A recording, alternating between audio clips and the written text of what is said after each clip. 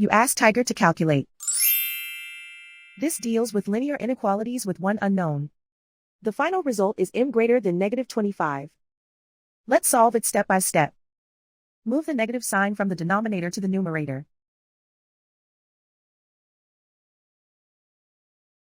Isolate the m. Multiply both sides by 5.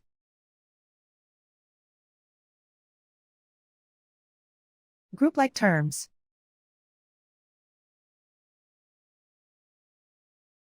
Multiply the coefficients.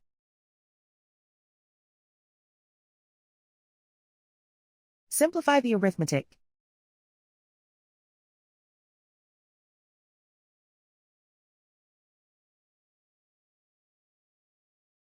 Convert the m into a positive number.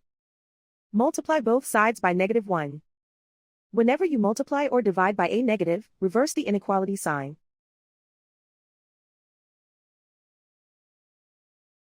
Remove the ones.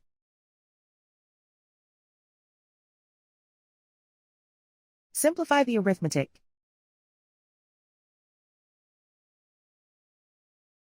Plot the solution on a coordinate grid. And so the final result is m greater than -25.